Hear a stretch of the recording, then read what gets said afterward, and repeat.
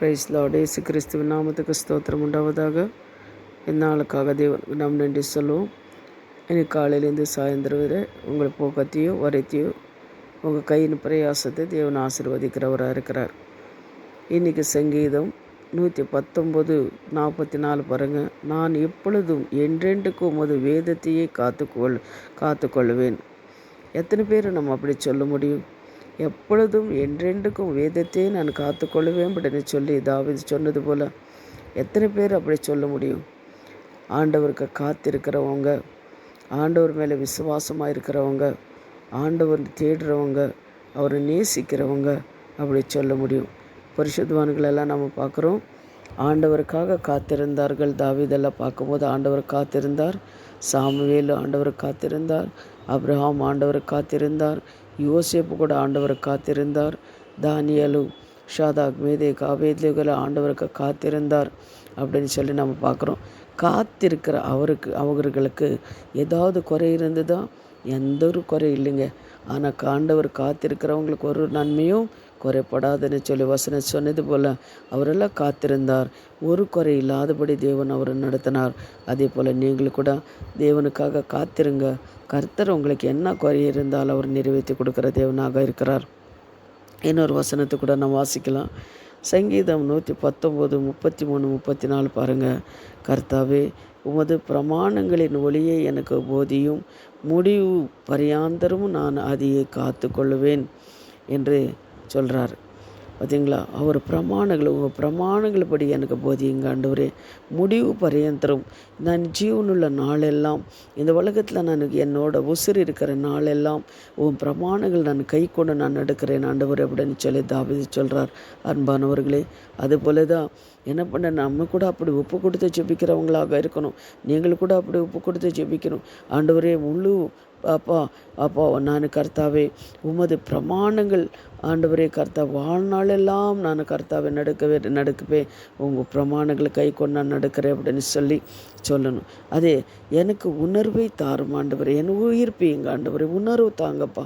அப்பொழுது நான் உமது வேதத்தை பற்றி கொண்டு என் முழு ஹிருதயத்தோடும் அதையே கை கொள்ளுவேன் அப்படின்னு சொல்லி தாவீது சொன்னது போல் வேதத்தை பற்றி கொண்டு முழு ஹிருதயத்தோட கை கொண்டு நடக்கும்போது கர்த்தர் உங்களை ஆசீர்வதிக்கிறவராக இருக்கிற. கர்த்தருக்கு நீ காத்திருக்கும் போது ஒரு நாள் வெக்கப்பட்டு நீங்கள் போகிறதே கிடையாது. அதே போல் வெளிப்படுத்தல் 7வது அதிகாரம் 15வது வசனம் பாருங்கள். ஆனபடினாலே இவர்களை தேவனுடைய சிங்காசனத்திற்கு முன்பாக இருந்து இரவும் பகலும் அவருடைய ஆலயத்திலே அவரையே சேவிக்கின்றார்கள் அப்படின்னு சொல்லி நம்ம பார்க்குறோம். அவர் என்ன பண்ணுறாங்களா? தேவனுக்கு கீழ்ப்படுறவங்க, தேவனுக்கு உண்மையாக இருக்கிற ஜனங்க என்ன பண்ணுறாங்க? இரவும் பகலும் காத்திருந்து அவங்க சிங்காசனத்துக்கு முன்னாடி காத்திருந்து ஜெபிக்கிறவங்களாக இருக்கிறார். சிங்காசனத்து மேலே வீற்றிருக்கின்ற அவர்களுக்குள்ளே வாசமாக இருக்கின்றார் அப்படின்னு சொல்லி நம்ம பார்க்குறோம். அன்பானவர்களே, அதுபோல் தேவனுக்காக நீங்கள் காத்திருங்க. கர்த்தர் உங்களை ஆசீர்வதிப்பார். அதே வெளிப்படுத்தல் விசேஷம் 22:11 பாருங்கள். அநியாயம் செய்கின்றவன் இன்னும் அநியாயம் செய்யட்டும், அசுத்தமாக இருக்கிறவன் இன்னும் அசுத்தமாக இருக்கட்டும், நீதி உள்ளவன் இன்னும் நீதியாக இருக்கட்டும், பரிசுத்தம் உள்ளவன் இன்னும் பரிசுத்தமாகட்டும். அநியாயம் செய்கிறவங்க செஞ்சு கொண்டே இருக்கட்டும், நீதியாக நீங்கள் வாழுங்க. அசுத்தமாக இருக்கிறவன் அசுத்தத்திலாவே இருக்கட்டும். ஆனால் நீங்கள் என்ன பண்ணுங்கள்? அந்த அசுத்தத்தில் இருந்து தேவனை என்னை விடுவீங்க அப்படின்னு சொல்லி நீங்கள் என்ன பண்ணுங்கள்? தேவனை பாதத்தில் கேளுங்க.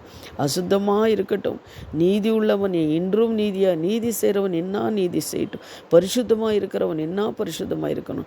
அதனால் அன்பானவர்களே, நீங்கள் கேளுங்க, ஆண்டவர்கிட்ட கேளுங்க. நான் எப்பொழுதும் என்றென்றுக்கும் அது வேதத்தையே காத்து கொள்வேன் ஆண்டவரே. எப்பொழுதும் ஆண்டவரே, நான் உம்முடைய கட்டளைகளை ஆராய்ந்திருக்கிறபடியினாலே விசாலத்திலேயே நடிப்பேன் அப்படின்னு சொல்லி தாவீது சொல்கிறார். அன்பானவர்களே, அதுபோல் தேவன பாதத்தில் நீங்கள் அவர சமூகத்தில் நீங்கள் ஒப்பு கொடுத்து ஜெபிக்க கர்த்தர் உங்களை ஆசீர்வதிப்பார். அது என்ன காரியங்கள் இருந்தாலும் சரி, அவருக்காக நீங்கள் காத்திருந்தால் உங்களை கைவிடவே மாட்டார். பரிசுத்தவான்கள் எல்லாம் காத்திருந்தார். அதனால அவங்களெல்லாம் உபத்திர காலங்கள் பஞ்ச காலங்கள் வரும்போது கூட அவங்களெல்லாம் தேவன் ஆசீர்வதித்தாரு நம்ம பார்க்குறோம். அன்பானவர்களே, நீங்கள் கூட காத்திருங்க. கர்த்தர் உங்களை ஆசீர்வதிப்பார். இப்பொழுது நம்ம ஜெபிக்கலாம். எங்களை அன்பாக நேசிக்கிற பரலோக பிதாவே, சர்வ வல்லமுள்ள தேவாதி தேவனே, ஐயா ஸ்தோத்திரம் கர்த்தாவே. அப்பா நீர் அப்பா உங்களுக்காக காத்திருக்கிற பிள்ளைங்களை தேவன் நீர் கர்த்தாவே ஆசீர்வதிப்பீர், ரட்சிப்பீர். ஐயா அவங்க தேவைகள்லாம் தேவனை சந்திங்க ஆண்டவர். இந்த வார்த்தை கேட்குற ஒவ்வொரு பிள்ளைங்களோட வாழ்க்கையில் என்னென்ன கர்த்தாவே காரியங்களுக்காக காத்திருக்காங்களோ அந்த காரியங்களெல்லாம் என் தேவனை நிறைவேற்றி கொடுப்பீருன்னு நாங்கள் விசுவாசிக்கிறோம்.